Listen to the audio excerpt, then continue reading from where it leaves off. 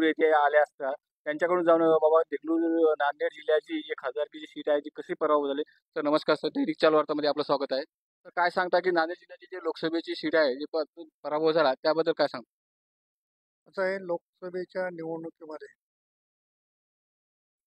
जो काय माझा पराभव झाला त्याला खचून न जाता माझ्यासाठी ज्यांनी अहोरात्र मेहनत घेतली त्या महायुतीतील सर्व घटक पक्षाचे आणि भारतीय जनता पक्षाच्या पदाधिकाऱ्यांचे कार्यकर्त्यांचे आभार मानावे यासाठी मुद्दाम मी भेटीचं आयोजन केलं आणि आपण बघितलं की मोठ्या प्रमाणावर सर्व भागातले प्रतिनिधी या ठिकाणी उपस्थित होते.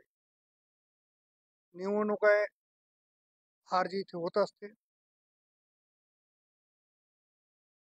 आता झालेली हार मनाला लावून न घेता नव्या उमेदीनं सर्वांनी काम केलं पाहिजे यासाठीची विनंती करण्यासाठी आणि माझ्या निवडणूक ज्यांनी ज्यांनी काम केलं त्यांचे आभार मानण्यासाठी मुद्दाम या ठिकाणी आलो होतो. जे या ठिकाणी उपस्थित होते त्या सर्वांचे तर आभार मानले, परंतु यांच्या मार्फत आणि मीडियाच्या मार्फत सर्व जनतेचे पण मी आभार मानणार आहे. एखाद्या निवडणुकीमध्ये हार झाली, मी अनेक निवडणुका लढवल्या, मी थकणारा कार्यकर्ता नाही, परंतु राज्यामध्ये आणि केंद्रामध्ये भारतीय जनता पक्षाचं सरकार आहे.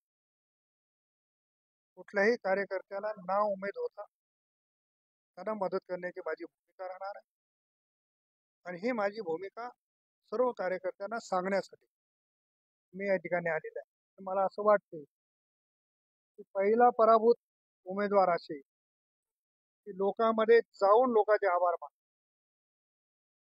मनामध्ये त्याच्यामध्ये कमीपणा काही वाटणार नाही.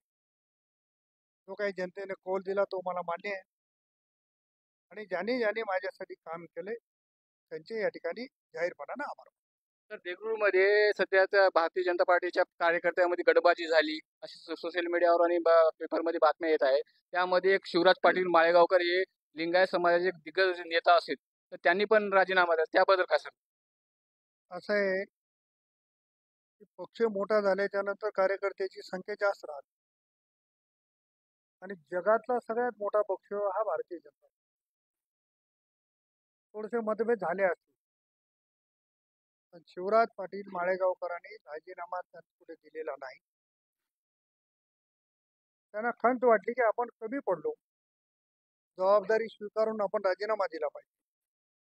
मी त्यांना विनंती केली की असं राजीनामा देऊन चालणार नाही, आपण ताकदीनं काम करू. त्यांनी पण राजीनामा मागे घेतलेला आहे. त्याच्यामुळे त्यांची जी खंत होती ती स्वाभाविक आहे की आपण त्या पदावर बसून पदाला न्याय देऊ शकलो नाही, त्यांच्या मनात खंत आहे. परंतु ते एकटे आहेत का? त्याच्यामुळे त्यांनी एकट्याने राजीनामा देऊन हा प्रश्न सुटणार नाही, तर ताकदीनं काम करून प्रश्न सोडवावा लागेल. म्हणून जी काही गटबाजी झाली असेल ती कशी दूर करता येईल, आता मला खूप वेळ आहे, त्याच्यामुळे माझ्या वेळेचा फायदा ही गटबाजी दूर करण्यासाठी होईल. दैनिक चालू वार्ता या वृत्तपत्रासाठी संपूर्ण महाराष्ट्रात पत्रकार प्रतिनिधी नेमणूक सुरू आहे. आपण इच्छुक असाल तर खाली दिलेल्या नंबरवरती कॉल किंवा व्हॉट्सअप करू शकता.